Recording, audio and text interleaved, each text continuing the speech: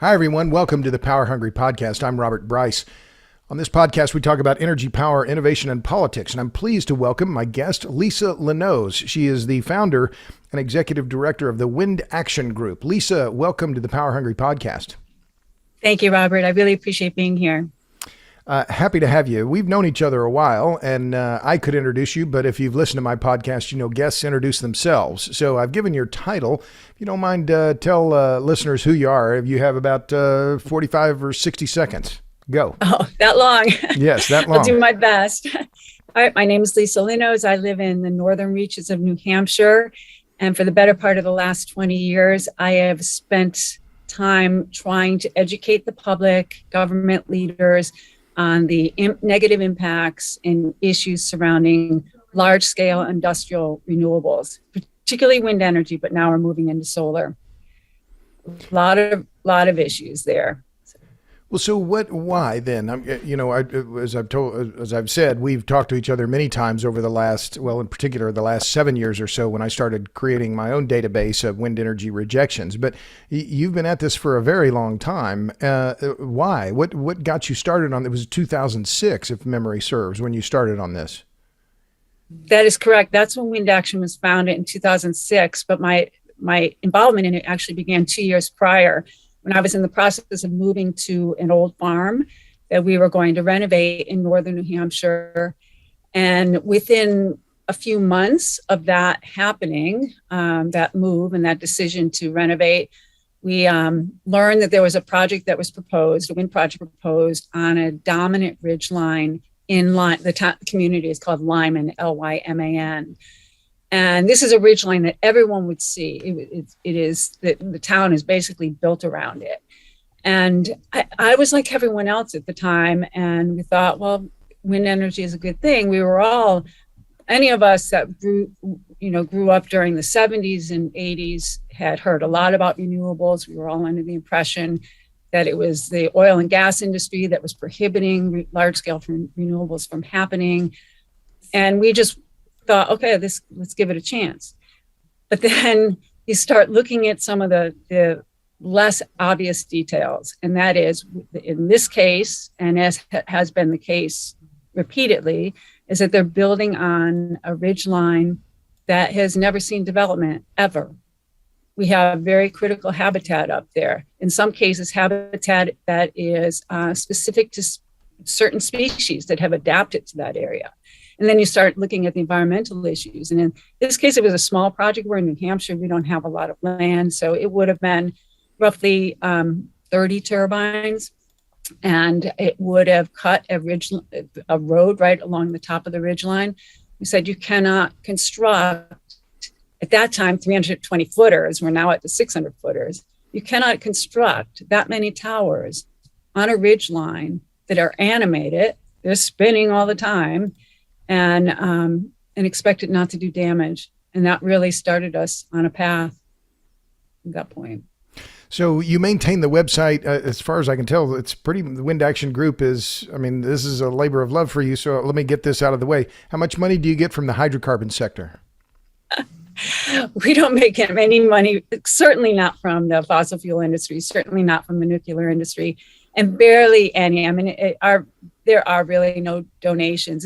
This is an act of love at this point, and a commitment that I'm not going to let go of until we get our message out, until it's really heard.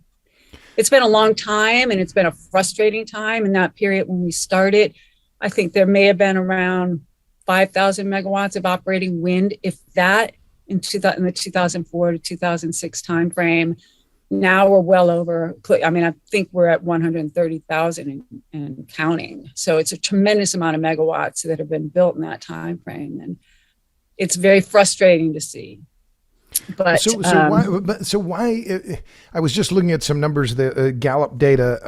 I check on it every now and then. It was the numbers. Where is that citation? That the public, what is it? Some 65% want more wind, and 70% want more solar.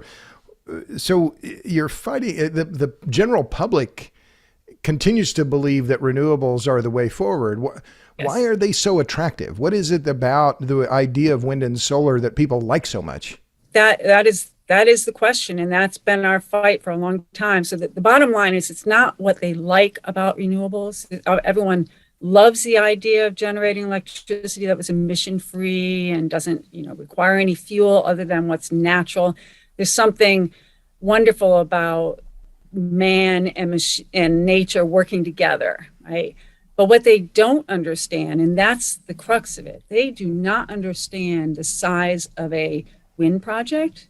In Oklahoma, one project I was looking at, it's called Thunder Ranch.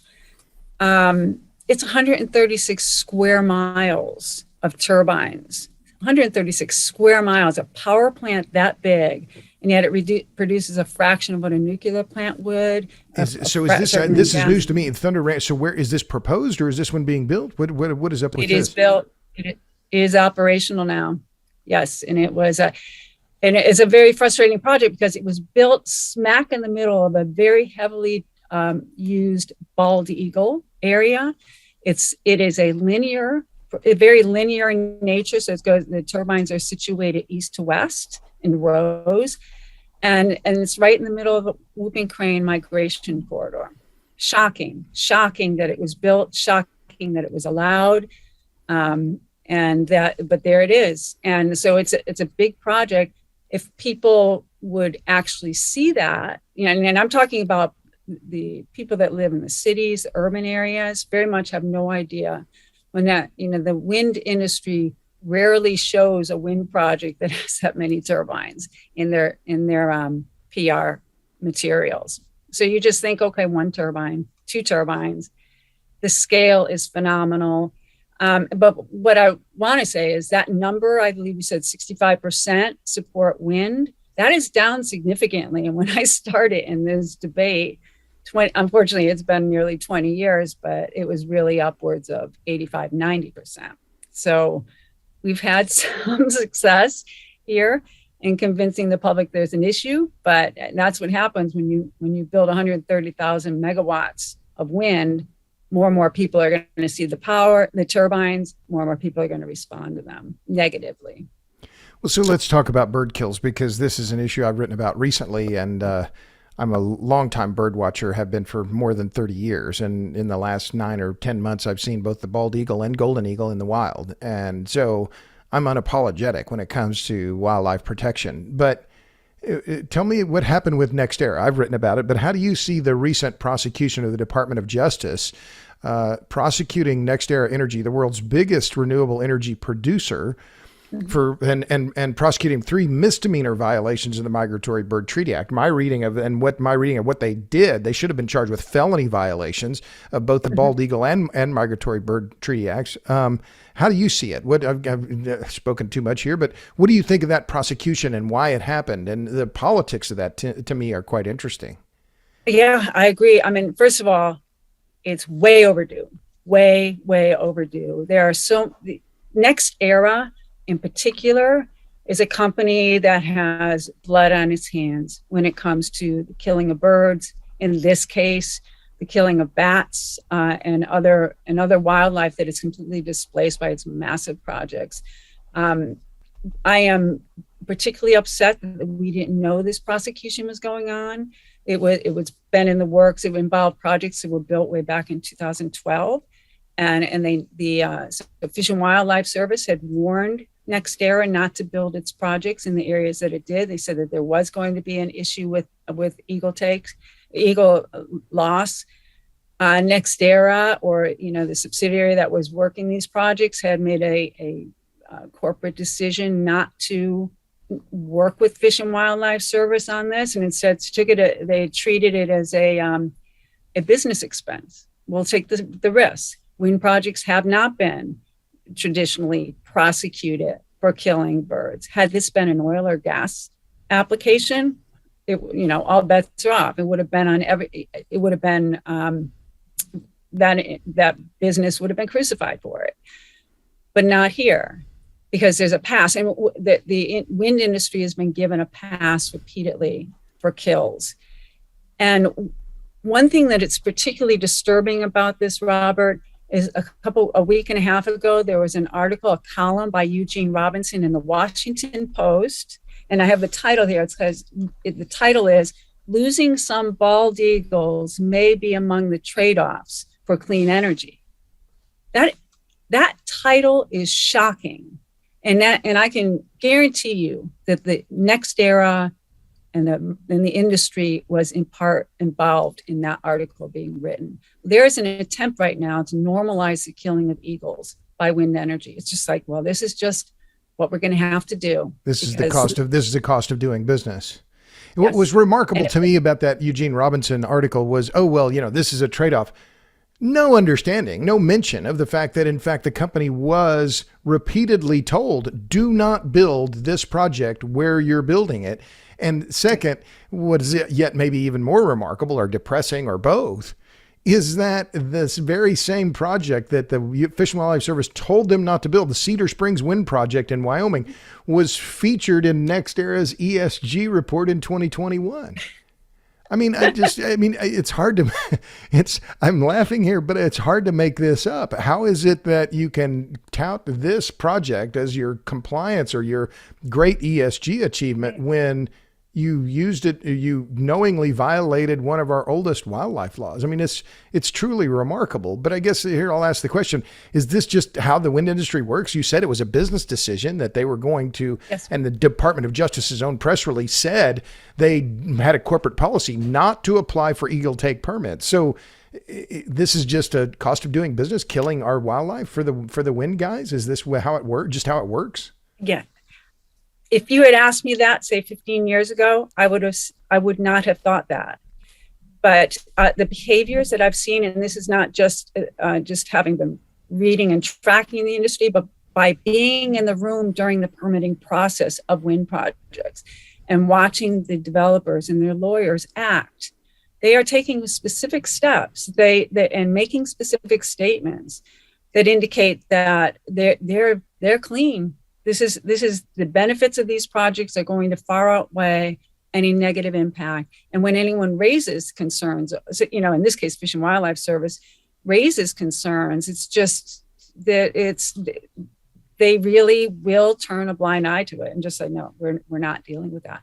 And the difficulty with regard to the laws that you're talking, the Migratory Bird Treaty Act and the Bald and Golden Eagle Acts, those are, until a violation occurs, Fish and Wildlife Service and the Justice Department really cannot do anything about it. So was NextEra acting illegally at the time when they built the project? Technically, no. They were asked, and we have our regulations that are in place right now are not set up to really prohibit the killing of the birds. But we need to be vigilant and prosecute when it happens, and prosecute it to the furthest extent of the law that we can, particularly when an actor has been a bad actor, and that's what we have here. Well, and NextEra, to my knowledge, is the only company that's ever been prosecuted or brought into the dock twice. Remember, they were in 2010 when Jerry Brown was the Attorney General of California. They brought an enforcement action that was settled, of course, but for killing of eagles and other birds in Altamont Pass in California. Right. But let's talk about the environmental groups. I'm sure you may. Well, I don't know if you saw the piece that I wrote recently, where I said, I'm old enough to remember when environmental groups cared about birds and bats and whales. What has happened in this? And I ask this because I'm curious how you see it, given your long experience in this. But that, it reminds me of the old Lily Tomlin line: no matter how cynical I get, I can't keep up. But why are these environmental groups mute? I mean, they're not saying anything. None of them had a single press release. The big ones. No press release, no mention whatsoever of what is arguably one of the most important enforcements of the MBTA in the last 10 years. I agree. Back when we were starting in this, and we're realizing we worked very hard to try and get the environmental groups to listen to what we had to say. And we had individual environmentalists that broke ranks with Nature Conservancy, National Audubon, and others, because of what they saw not necessarily hypocrisy, but this intending to want to work with the wind industry as opposed to not. And that's what we believed was happening at the time. And I think it was sincere. This is now, we're talking about in the 2004 to 2010, 12 timeframe. We believed that the environmental groups thought if they could get a seat at the table with the wind industry on their respective wind projects, then they could help nudge and negotiate mitigations that would make the projects more protective for wildlife. And that may have been a sincere position. And in fact, Bat Conservation International, they actually worked with the industry and to again try to educate, do the studies to find out what the impacts for bats and like. But what has happened now, where we are today, I no longer believe there is even a hint of wanting to work with the industry for the betterment of wildlife. There is something far more negative there, where that relationship between the environmental groups and the wind industry is too strong. I think they've lost their objectivity, the environmental groups. I think that their focus has been predominantly on getting projects built and mitigating later if they can. On occasion, there is that they will step up when something is particularly egregious. So, and there was the transmission line that was to be built across Nebraska was the R line transmission line. Its purpose in life was to open up western portions of Nebraska to wind energy development. Now, this is a transmission line, okay? So it wasn't a wind energy application. And that was going to go right through whooping crane habitat, not just where they fly through. And National Audubon stepped up and did engage somewhat in that. So they will do the right thing on occasion, but it has to be really egregious. But when it comes to, we're seeing more and more that they will side with the wind industry, and they just give, what's the word for it? They just kind of voice comments, but not go far enough. Lip service or just lip service, yes. Right. Well, so is it because so we'll explore that if you don't mind. Is this because the climate mitigation in their portfolio trumps everything? I mean, that this the only climate mitigation is the only concern for these groups? I think that we're beyond that. I think it's a matter of money. I think and we're seeing that in the offshore wind, which we could talk about, but there is so much money now coming from the wind industry that is pouring into these environmental groups. And it's under the guise of, will you help us do post-construction valuations, mortality studies? Will you help us figure out how to do our project right? So money is pouring in and inviting these environmental groups to be part of their projects. And it's very difficult to, that's a big spigot of funds that we can't even get our arms around how much money's there. And then, it's a combination of the wind industry pouring money in, and then we have these massive foundations, these private foundations that are putting out the millions and millions of dollars to these large environmental groups, again, Audubon, NRDC, Sierra Club, and the others. And they specifically say, we want this money to be used for the purposes of climate change. So educating people, getting policies written and the like. So there's a focus there that has moved away from the immediacy of protecting the wildlife and the environment towards something, it's a little bit less tangible. And that's right. Where they're going. So can you name any of those foundations? Do you have that information, or is that just something? Oh my God, I don't have that in my, sorry about that. I didn't grab, no but problem. They're all the brand names. So is WindAction, just to go back to that, I know you introduced windaction.org, their WindAction Group. Is it a 501c3? Is it a nonprofit, or is this just your own group? Well, the intent was to be a 501c3. So we haven't, after all these years, we still haven't taken that step to become tax deductible, but it is absolutely nonprofit in the literal sense of the word. So it's not profitable, but it's not technically a nonprofit, I guess would be. Is that a fair way to put it? Absolutely. So, go if you don't mind, because I want to follow up on this because we've talked about this before, but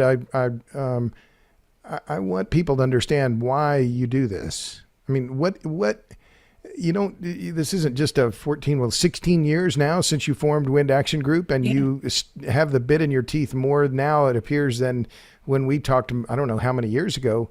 Why do you care so much? At this point, Robert, there is something so fundamentally wrong about our energy policy and so fundamentally wrong about these projects and how destructive they are, that it's, I either give up because I'm so depressed that I can't even get out of bed in the morning, or I just keep fighting. And what inspires me every day is I get on the phone and talk with people that are fighting the fight. And many of them are, new to the projects that are being proposed in their community. It's the first time they've dealt with a wind project. And they're reporting back to me what the wind companies are telling them. And I'll give you an example. Back when I started, the wind industry said that their standard for setback distances for a turbine was 1.5 times turbine height. So if you had a 100-foot turbine, you would build it 150 feet away from property line. Right. That was completely unacceptable, but that was their standard. At least it was enough to cover the fall space. So if the turbine completely fell over, it wouldn't fall onto someone's property. In Kansas now, they're telling everyone with their 600-foot turbines that the setback distance is 500 feet. I mean, they are changing, they're moving the goalposts. They're changing everything. And it's becoming more egregious what they're expecting to get away with. And these poor people have no idea what they're dealing with. They don't know how to raise the issue, how to fight the fight, how to stand up to that. And the industry is just, brushing them aside and getting the projects built, or attempting to get them built. So I can't stand back and let that happen without, at least to whatever knowledge I have that I can share, make that available to people.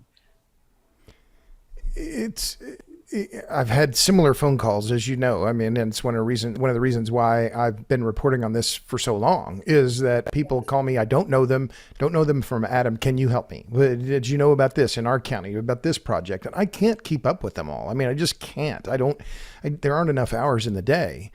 But the story I hear over and over and over again, especially from people who've had turbines built near their homes, is about noise pollution. Talk about the issue of noise, if you don't mind, because it's one of the issues among the many issues around land use, wildlife, et cetera, that I've reported on. I think the science, if I can use that phrase, because it's abused all, the science on this is very clear about the effect that noise pollution from these wind turbines has on human health. Can you talk about that? Absolutely. First of all, the noise is real. The industry continues to say that the turbines will not make noise any louder than in your refrigerator. And that is an incredible statement, because these turbines are extremely loud. In fact, just the other day, I received a video from the people that live by the Mars Hill Wind Project, which is in northern Maine. Mars Hill is that was a UPC wind. That company is no longer in business. The First Wind Project, no longer in business. But it was built back in 2007, 2008. They're 1.5 megawatt turbines. I think they stand about 320 feet, similar to what I would have been dealing with had they come to my community. And she took a video of the turbine spinning and the sound. And it is exactly like an aircraft that is flying, that is hovering over your home, and you can't get away from it. And she's some 4,000 feet away, 3,000 to 4,000 feet away from the turbines. It is unbearable to live with the noise when the noise is not always there. So if you go out to a wind project on a clear day where the sun is bright and there are no clouds, the noise dissipates easily within the atmosphere. You go out at night particularly at night, sometime around the 2 to 4 o'clock in the morning time frame. That's when the noise gets captured by the atmosphere and is held down close to the ground. And it is problematic. It wakes people up. And I'm talking right now about audible noise, not necessarily the infrasound, which is also a problem. But the audible noise itself, where it can be upwards, I have measurements that we took in a project here in New Hampshire, where the wind developers swore up and down that that project will not make noise greater than 38 decibels at nearby homes. And we're capturing it well over 50, and that 50 decibels. And not only, but the characteristic of the noise is what's problematic as well. It's not just the loudness, it's the fluctuation in amplitude. So it literally swings from a roughly as much as 11 decibel variation from 1/8 of a second capture to the next. So what that means is I put a monitor out there, every 1/8 of a second, I'm taking a measurement of the noise. And from 1/8 of a second to the next, I'm seeing a variation in noise by as much as 11 decibels. It's a phenomenon, and that kind of change in amplitude is not something that you can get used to. It's not like it's background noise. If it was a steady 50 decibels, you might adapt to that over time. I mean, it's still very loud, but very loud compared to what the noise levels in these communities. But that kind of variation is what is very problematic, and it is making people, it's stressing them out. I mean, I have to tell you, Trump came out a couple of years ago and said wind turbine noise is causing cancer. That was a joke of the industry. Everyone said, "Oh, Trump said it causes cancer." Well, no, we cannot say that. What we can tell you is that wind turbine noise keeps people awake. It stresses them out. It makes their heart race. And anyone who's under stress knows what it feels like to be under stress. And enduring that for long periods of time can be unbearable. And that's what we have. People are sleep deprived and not able to enjoy their environment. If I can just interrupt, because I've reported on this, and I've reported on it for many years, and I've interviewed people now for 12 years. I mean, going back to when I talked with Charlie Porter in King City, Missouri, and I wrote a piece in the Wall Street Journal about it. Why is this issue so casually dismissed by the media outlets, by reporters, by national public radio? Why is this issue so easily dismissed, this noise pollution problem, given that, as I've reported several times, in 2009, the Minnesota Department of Health identified this was one of the first public health agencies in the world to identify the issue of sleep deprivation, headaches, et cetera, noise problems with wind turbines. Why is this issue has it been so pushed under the rug, if I can mix my metaphors here? It is so difficult to get my arms around that. I mean, just a year and a half ago, I was in a committee meeting where, again, we're dealing with a noise problem right now with a project in New Hampshire. Again, a small project, 9 turbines, but built relatively close to people. And the turbines are close together, so they make the noise is very pronounced because of that. And which project is this? I'm sorry, which project? This is the Antrim wind project, right? Okay. In Antrim, New Hampshire, right. And this is the area where we took the measurements and can show that there's significant amplitude modulation. The industry, this is hard to get your arms around, but I showed a graph to the committee members that demonstrated the turbines are highly variable in the noise that they put out. Literally a measurement that was taken right from that same project. The wind industry's noise expert, a gentleman by the name of Robert O'Neill, sat in the room and said, wind turbine noise is steady. And I'm like, this is a graph, and you're saying the turbine noise is steady. He literally was not telling the truth. And they will come in, and there are a handful of acousticians that work for the industry exclusively, that in one project, in their past lives, prior to working for the wind industry, they will argue that the turbines that have a variable noise, and it's very problematic for the neighbors. And one in case in point was another acoustician also working on this project that I mentioned in New Hampshire. Yet when he worked for the Antrim project, he said that wind turbine noise is steady, and that kind of thing. And so now it's the credibility of a lay person, myself, who's in the room showing a graph taken by a real acoustician, another acoustician who took the measurements, compared to the wind company who is saying something completely different. Now we have a a committee member, a regulator, who has to decide who's telling the truth and who's right. And we lose all the time. We lose all the time. And I cannot explain why. That lack of curiosity on the part of regulators is shocking. And they'll come right out and say, well, we know that there are a lot of people that don't really like the way the turbines look. So, and then we get discounted on that. It's like, you just don't like the turbines, period. And so whatever you say, it's discounted. There's a casual cruelty about it. That's what I call it. This kind of casual cruelty. Oh, those rural bumpkins, they probably voted for Trump anyway. And, somebody's got to sacrifice and climate change, and so it's just glossed over.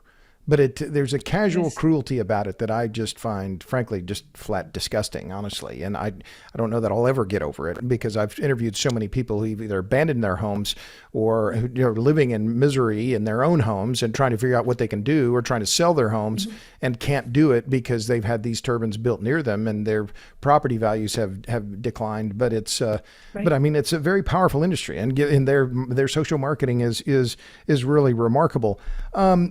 So it is. And Robert, if I could just interject for a second. Also, here you have to be at a project at a certain time to hear the noise. Right. So if they show up, they contact the wind company. They say, we're going to come out and do an inspection. We'd like to hear the noise, and invariably, it's not making the noise when they go out there for whatever reason. And that if you really have to be there when no one else knows you're there, and listen to the turbines, and then you'll know what we're talking about. But you mentioned the Mars Hill project, and I'm just looking up as we're talking here the work, some of the first analysis of wind turbine noise that had used epidemiological studies to document the noise problem and sleep disruption problem was by Michael Nissenbaum, who was a radiologist I think is in Fort Kent, Maine, and he documented the Mars Hill issue very clearly, and had his work was published in peer-reviewed studies. But I just wanted one other point about and I've interviewed Nissenbaum and quoted him several times, and I met him. It was in Picton, Ontario, now 10 years ago or so ago. But the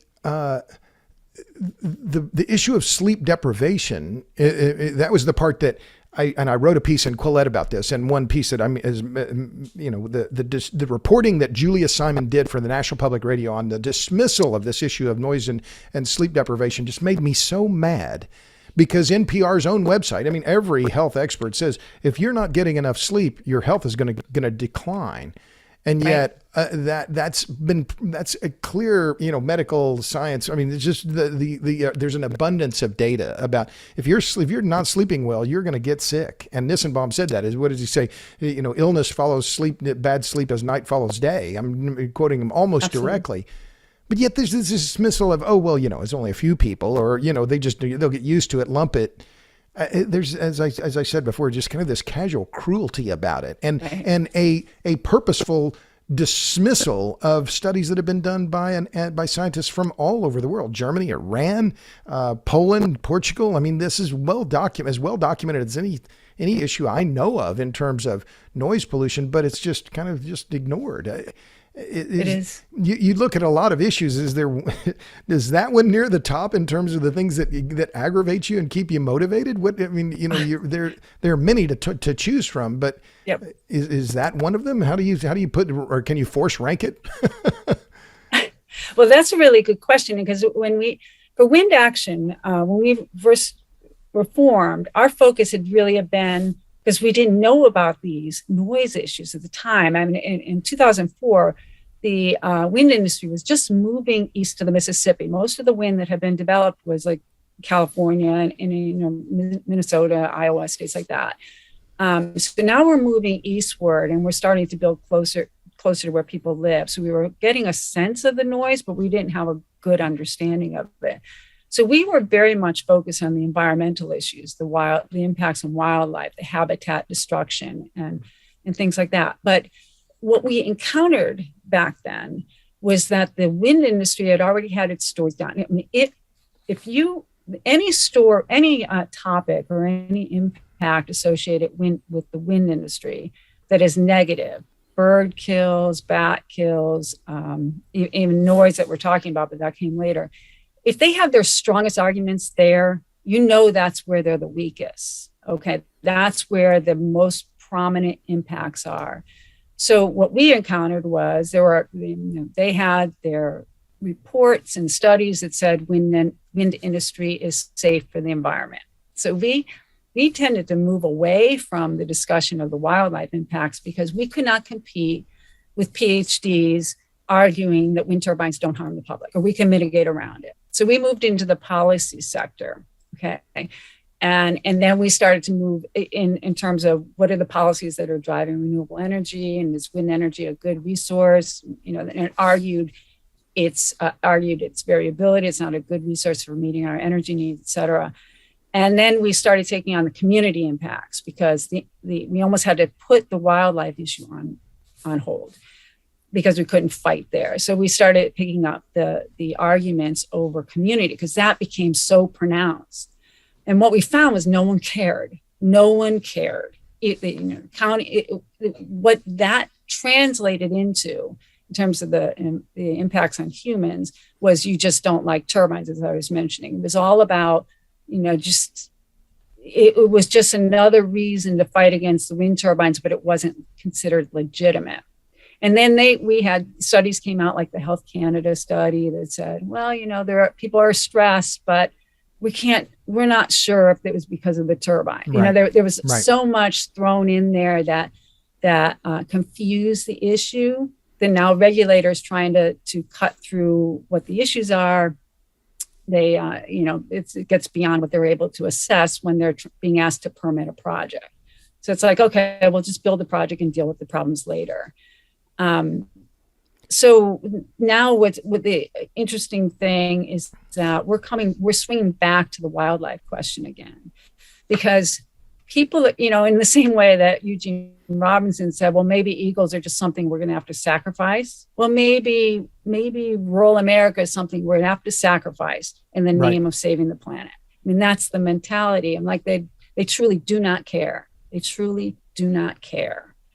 And does that apply, if I can interrupt, does that apply for the reporters from the big media outlets that they don't, because they don't have any connection with rural America, then that's the attitude that they come to it with as well? Because that's something that I perceive, that there's the coverage, almost all of it has no kind of, fundamental empathy for the people whose lives are being affected.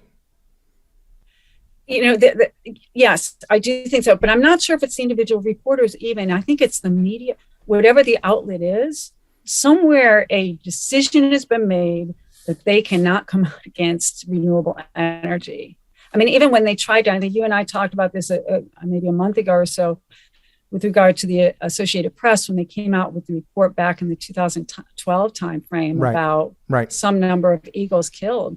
The wind industry jumped all over them and over Associated Press. And I haven't seen really anything come out since then until this prosecution that happened with NextEra. I don't know if NPR has a policy that it says it's not going to say anything negative about renewables. And if it does, it's going to be overly balanced with positive comments. But I think that's we're dealing with corporate media that is not going to say something negative about renewibles. Because climate concern exceeds all other concerns then, and any wind turbine is a good wind turbine, I guess, is the kind of the sensibility that I get. But let's talk. So we've talked about onshore, and as you know, I've documented this, the renewable rejection database. It's on my website now. 325 or more wind energy projects rejected or restricted, including one just recently by the Ohio Siting Board that finally rejected Republic Wind, which was being proposed by Apex Clean Energy, which is the company that's been fought to stand still in numerous communities across the country. But what about offshore wind? You also have been involved with a new group that is new to me called the Save Right Whales Coalition, and you're releasing a report about that. Tell me about what's what's going on with the offshore wind development, particularly in the Atlantic and the area around Vineyard wind that's habitat for North Atlantic right whales. Thanks for that question. Okay, so this is very interesting. The Biden administration has decided that it wants to build 30,000 megawatts of offshore wind between now and the end of the decade. And we're at 2022 now. So, and it is fast tracking these projects in a way that they are simply not getting the review that they need to. And for example, cumulative effects. If we're going to build 5, 6, 8, 10 projects that are going to populate our offshore water, our waters off the coast of the US from Massachusetts down to North Carolina, we better know, and we're going to do it in a 10-year period or less, we better know what the cumulative effects are. We do not understand what the impacts. And those projects happen to be built in the habitat of critically endangered right whale, North Atlantic right whale. And there's a tremendous amount of bird activity in this area as well. It's incredible, the impacts that are not understood. We can only say that if you're going to build a project, this is not a place to build it.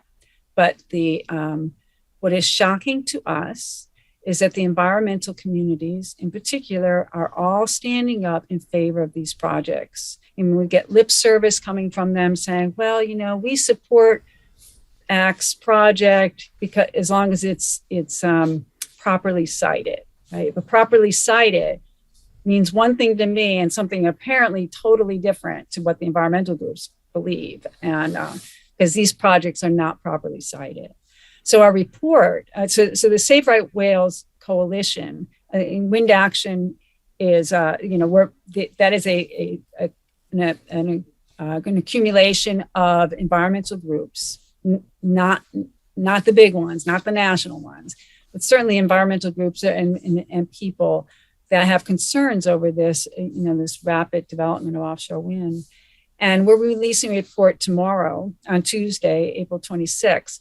That what we did was we looked at these environmental groups, particularly the smaller ones that are along the East Coast, and tried to find out where they were, why they are not speaking out in opposition to these projects, because they should know what the impacts are, or at least be concerned about the impacts, and they're not saying anything.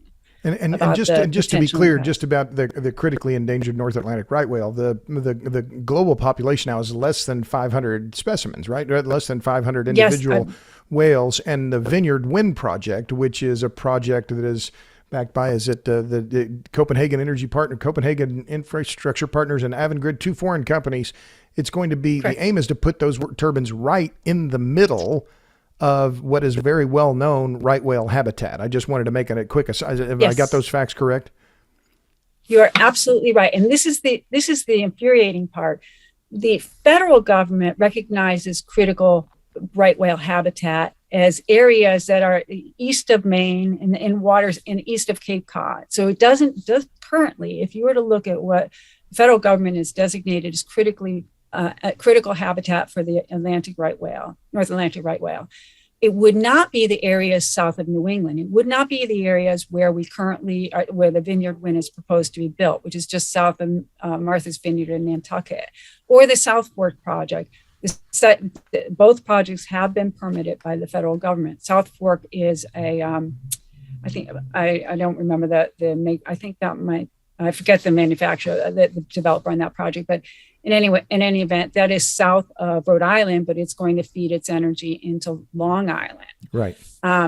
So the interesting thing is, in the last few years, like in the last 6 to 8 years, that area south of New England was seen as prior to that time, it was seen as seasonal habitat for the right whale. So they said, we can safely construct the wind project, provide offshore, provided we do not build it during the time when the whales are in the area. Okay, that's what Vineyard Wind agreed to. And that so-called agreement that was negotiated, there was an agreement negotiated between Vineyard Wind and Conservation Law Foundation, NRDC, and the National Wildlife Foundation that basically negotiates mitigation plan around the construction of Vineyard Wind with the understanding that the whales are there seasonally.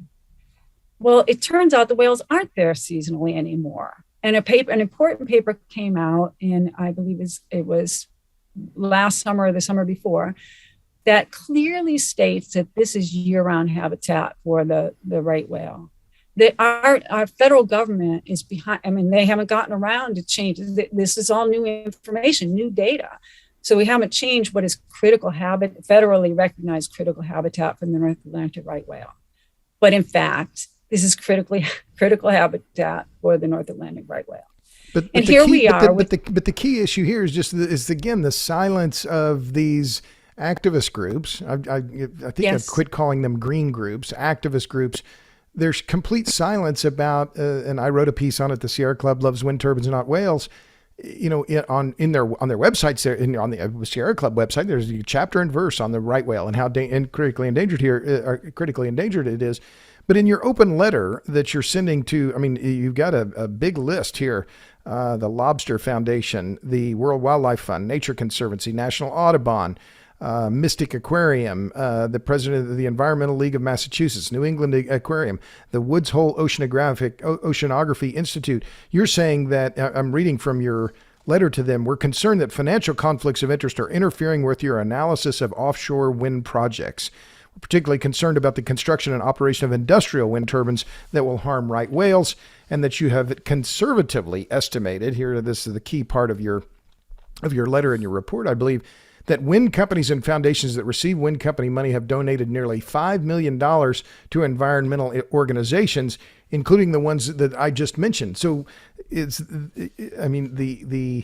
you're following the money here, but the implication is that these groups are essentially, because they're getting money, they're not speaking out. Yes. Is that the gist of what you're saying? That is absolutely true. And I want to go one step further, which is one piece we didn't put into the letter, is that there's an organization called the New York Offshore Wind Alliance, and the second one called the New England for Offshore Wind. These alliances, I want to just read you some of the members of these alliances. Their mission in life is to ensure that offshore wind gets built. So these are for the New York one, it's Ørsted, Equinor, name all the players who are Vineyard Wind, all the players that want to build wind. But it's also the environmental groups. So Environment America, it's, hold on a second. It would be NRDC. It would be the National Wildlife Foundation, the Riverkeeper, Sierra Club. That's in New York. And then a similar organization. And just to be clear, they're all members of this New York Offshore Wind Alliance? Correct. That is correct. So even though the NRDC, Sierra Club, they're nominally environmental groups, they're saying they support offshore wind, even if it's in right whale habitat? That is where we are right now. And the reason we were prompted to write the report and why we are, we are concerned about the money, and that the money, even if in this case it's nearly $5 million, doesn't sound like a lot. But that was all we can really find in the public domain. I mean, there are a lot of donations that we came across that are simply undisclosed. We have no idea how much money is actually pouring into these groups. But there's enough that they are forming these organizations, these alliances, that we are going to work to get these projects built. And the issue that we're concerned about is, for years, the environmental groups were looked to protect the wildlife. I mean, we expect the federal government to also they're responsible for protecting these natural resources. These are public resources. That the right whale is critical to the public, the whooping crane, the California condor. We are not sitting around letting them just die. We expect the federal government to step up and do its job. And the environmentalists for decades have set themselves up as the protectors and the stewards of our environment. And now what we're finding is they're making the trade-off. Well, we'll have to just kill a few eagles to get this stuff built. And so the public, if they're going to take that position, which appears to be their public position, I don't think the public is aware of it. So when NRDC, Conservation Law Foundation, and National Wildlife Foundation negotiated an agreement with Vineyard Wind and then came out and patted everyone on the back and said, we've got this agreement. We can now safely build wind projects in the waters where the right whale hangs out, at least seasonally from their perspective at the time. And that, if you read the agreement, there is nothing in there that's going to protect the right whale. That nothing in there. I mean, they talk about slowing down vessel speed, so they're down around 10 knots or 4 knots. So we're not going to be ramming the boats into the whales, and we're going to make sure that we'll look before we pound a foundation into the ground so that the noise won't kill the right whale. There are various things like that, but it's not anywhere near as protective as the public has been led to believe.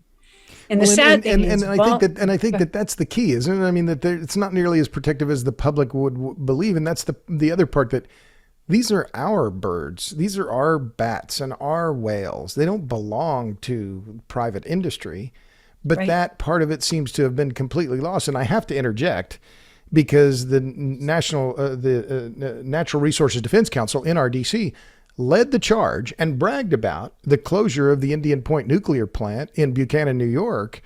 And the Cuomo administration, agreed, and that plant is now closed. But that was one of the most important pieces of energy infrastructure in the entire state of New York, arguably the single most important piece of energy infrastructure for the city of New York.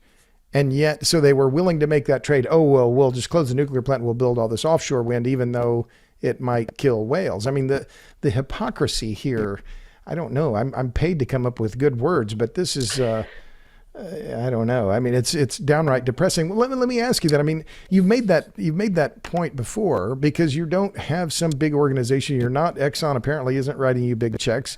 And you don't really even have an organization that's where you can take tax deductible money. Do you ever just want to hang it up? I mean, you said you can't quit, but where is you always been this stubborn? I mean, where does the fire come from? Can you answer that? Where does the anger, is it fueled by anger? Your refusal to give up on this? That's a really good question. I mean, I would love to give it up. I would love to just hide away in my renovated old farmhouse and just not worry about it. But, I can't even, I'm beyond asking the question, to be honest with you, Robert. It is what I do. And there are, we've seen over the years, I've seen people pass away. I've seen people quit. I've seen people just not be able to go on with it at all. And I totally understand that. But at this point, I have a purpose in life that there's a reason why I'm here, and I have to keep at it. But you've also been attacked by some of these, various pop-up organizations, and they used to come after me a lot. Not so much lately. Maybe they will now, but I mean, you've been also attacked by the Checks and Balances Project, or some other pop-up group that was claiming a lot of things that weren't true. You, Kevin Martis, who's also a wind activist. Who's funding them? Where do these activists that are coming after you, where are they getting their money? Yeah, that's a great question. No one ever goes after them, right? And I have no doubt the industry is involved with that. And they want to keep arm's length, that they're not going to come out and attack us directly, that the wind industry won't, although they've been known to. Yeah, that's a good question. And they are, it's unfortunate, but there is so much, at this point, in our politics and our political environment, everyone is attacked for everything, to the point where it's discounted. So I think it all starts to fall on, if you can make half a sentence make sense and argue the facts, which is, I'll tell you that we are held to a much higher standard. You are, I am, to a much higher standard in terms of fact-based reporting than the wind industry is. And that's what we have to do day in and day out, is tell the truth and back it up with the facts. No opinions here. Other than, you're hearing some opinions from me today, but not in anything that we would report. Well, so let's talk about subsidies, because there's this, meme that, the oil and gas industry gets these unconscionable subsidies, and, these need to go away. And And I just heard, well, in fact, Secretary Kerry, in fact, just today was saying, oh, we need to extend these clean energy tax credits, the production, and he named the production tax credit and the investment tax credit. Here's the question. Does the wind industry survive without the PTC? At this point, if they can't survive with the PTC without it, then they should just call it a day. The PTC officially went out of business at the end of 2021. Completely out of it. It is no longer in place. So for projects that start now, they don't get any tax credit of its height. It was $25 a megawatt hour. It was their sliding scale down, right? But there was a push to include a 10-year extension, if memory serves, in the Build Back Better Act. But that's now dead. Yep. Thank you, Joe mentioned. But is the PTC going to come back? Is there going to be a push after maybe the November election, or is there any indication in your mind that in fact the PTC is dead for good? Well, I hope it's dead for good. There's, we've heard Senator Grassley from Iowa, who is the founder and the father of the PTC, had told us in 2015 when they did the phase out to eliminate the PTC that that he was not going to bring it back, but he has since changed his tune. So it's hard to know what the Republicans will do. The situation we're in now is that we can't afford it, is what it comes down to. $100 billion over the next 10 years are going to be dedicated to PTC and ITC funds. That's what the Treasury Department is saying right now. As of today, over the next 10 years, $100 billion will be spent on ITC, PTC.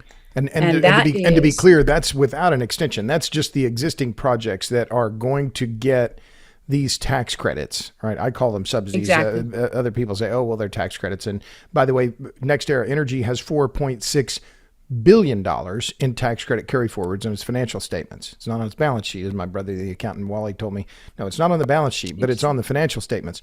So this is a massive amount of money. It's $100 billion over through 2029 that will be spent still without an extension for solar and wind. That is revenue that will not come into the federal treasury because of the favoritism for wind and solar. I think that's the correct phrase.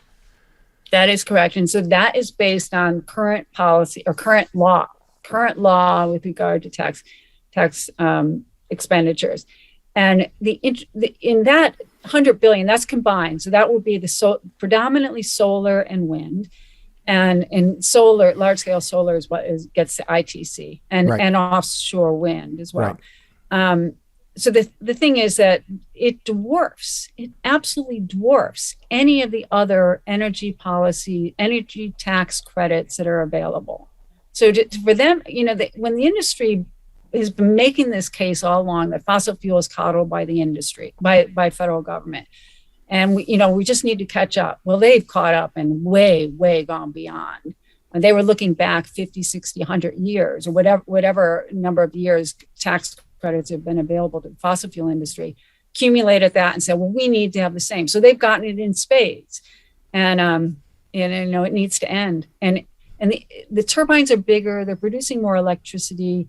They should be able to do fine just on selling the electricity at this point. And if they can't, it's an industry that should fail then. So we've been talking for about an hour or so, and my guest is Lisa Linowes. She's the executive director of WindAction Group. You can find her and her work at windaction.org. We've talked about the subsidies. What's next? I mean, is this the backlash seems to be growing all across the country? We see the backlash in Europe as well. Can you look forward and tell me what do you expect to have happen then over the next couple of years, particularly if we see the PTC and the ITC are not renewed? What will the industry continue to grow as it has, or is there just so much momentum? And secondly, is there just a lot of momentum behind deploying these large scale renewables? How do you see it playing out, particularly when it compared to nuclear, which is my vote for power dense electricity production? How do you see things working out in the next few years? I'm a little bit worried about it. Okay, so there is a lot of momentum behind the projects, and when I see, even with the PTC having now gone, I think there's a lot of I have to believe the industry is parked in Congress begging for the PTC somehow, and if they're going to get it, it has to be done between now and November, or before the elections. But do they have the juice to? But do they have the juice to make that happen? I mean, it just seems like there's been. I mean, with the Ukraine war, with Manchin breaking from the Democrats on Build Back Better, I mean, seems like a pretty tall order for. I mean, getting anything through Congress, but now getting tax favoritism bill through Congress, would they have to attach to something else? I mean, how would it even work? Yeah, that's a good question. It would have to be on a must pass bill. So we were concerned the continuing resolution that was signed, I think, in February. We were concerned it was going to go in there, but I don't think that there's money available at this point for them to up the PTC again. Certainly, if it were done, it would be like 1 year. It wouldn't, certainly not for 10 years. I don't think there's money there and to make it happen. But when then I look at what's happening in Kansas and in Texas and Iowa, and so much more wind being built in places that don't have mandates, I'm sitting here thinking, why? Where is they're still getting built? So that's what makes me think the PTC is not so important. It just makes it's a better investment for for their investors. If they go with if they have the PTC, they get, but it may benefit them. But I'm wondering if the wind industry at this point can still keep getting built. It may well be at the point where it can be built without the subsidies. It's hard to know. So what do you say when, and this is the meme, the line that's repeated over and over and over again by climate activists, Bill McKibben, I've heard John Kerry say it the other day. The climate activist saying, "Well, wind and solar are cheaper." How do you reply to that? Oh my God. There's no basis to that statement. It is far more expensive to build a wind project. That's why they need the subsidies. The capital cost of building a wind project is much more than a natural gas plant. And then nuclear power is expensive, but it pays for itself over time much more quickly than a wind project. So it makes no sense that they've gotten away with that statement. I'd say that we're not going to be able to fight that debate, because to understand the high cost of offshore wind, or onshore wind rather, even certainly offshore wind, people need to understand the numbers. And I've just put all of those arguments on the shelf. I mean, I'm never going to be able to convince the public that wind and solar are more expensive, because it's too complicated to understand the details. So it requires understanding the grid as a network, a critical and complex network, and why it's just not the cost. The levelized cost of energy is only part of it. The cost is lost view sheds, dead eagles, standby thermal generation that can't go, that has to be built. But anyway, okay, yeah. So that's exactly right. So the meme is going to have to be out there, and we're not going to be able to fight it. What we'll do is, for every time they put up the argument, we'll put up a dead eagle. I mean, I guess I get, something. That's the way to argue it back, because the public doesn't. It's indoctrination. They believe it. It's out there, and now it's like, well, does the trade-off make sense? And that's where. So, well, that's interesting. So you're saying the public has been indoctrinated, that this is part of the I think the right word is propaganda campaign by the renewable sector, and it's been very effective. Give them credit for that. Well, so just a couple of other questions. And again, my guest is Lisa Linowes. She's the executive director of the WindAction Group. WindAction.org is where you can find her.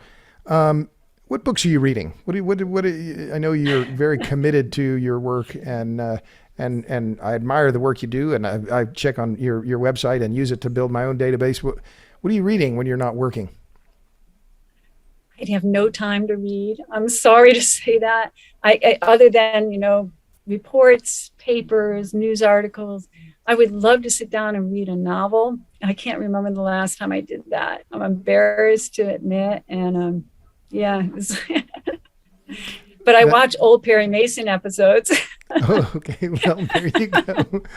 Well, that's as good. You need to. He's a hero. Perry Mason. Now, what's the actor's name that plays Perry Mason? Oh God, how can I not know this? Raymond Burr. Raymond Burr. Yes, right. Yeah, who played the villain in, what was it, Rear Window? Wasn't he the villain in Rear Window? Yes, he did. That's right. Yeah, right. Yeah. So last question, if you don't mind, then, Lisa, what gives you hope? What gives me hope really is that, that's when you were talking about the percentages of the public changing, we're down to 65%. And that's, it's dropping. People are starting to understand that there is an issue. Unfortunately, we had to build many, many more turbines than I thought would ever get built 15 years ago. But we're making a difference. And we have such committed state legislators that are trying to bring the issue forward. The industry is having to fight back harder, and the public is more knowledgeable. I think that I and Kevin Martis and many people that have been involved in this issue for years can all at least take some comfort in the fact that we've helped bring the information forward in a way that the public was able to build on top of. So that gives me hope. That information I thought it would get lost. Sometimes I feel like I've forgotten more than I've, learned in the past. But I do think that we're making a difference, and one thing is for sure, I don't believe those offshore wind projects are going to get built. We'll see, but I don't believe they will. Well, I should mention that, a couple of things. One is that there are now, I think, 3 different federal lawsuits against the Vineyard Wind Project, including by the commercial fishermen, a group in Nantucket, and, or is it 2 different groups, that are 2 different commercial fishing groups that have sued. But one other thing that just you mentioned that as the public learns more, I wrote about this in National Review. It's now 10 years ago, and there was a study done by some guy at I think it was University of Maryland, and his findings were, after doing surveys with people about wind energy, his conclusion was that more people know, the less they like it. Which I thought was, and he said that in the webinar in discussing his findings. And of course, the report that he, was never published, and it's like, it's been buried as soon as they could find it. But nevertheless, that's an aside. So that is true, by the way. I think it is as well, that people, once they start to understand, particularly the land use issues, the material inputs, copper, steel, neodymium, permanent magnets, all these other issues, that they once they learn more about it, they think, maybe this isn't such a good idea. But Lisa, we need to leave it there. We've been talking for a good while. Thanks a million for coming on the Power Hungry podcast. It took too long to get you on the podcast, but I'm glad we finally made it happen. Thank you, Robert. I really appreciate it. And thanks to all you in podcast land. Thanks for tuning into this this episode. Tune in for more. If you like it, give us a nod on or approval, or 5 stars or 12 stars, whatever it is that you can do on your various podcast platforms. And until then, I'll see you on the next episode of the Power Hungry podcast. Thanks. Bye.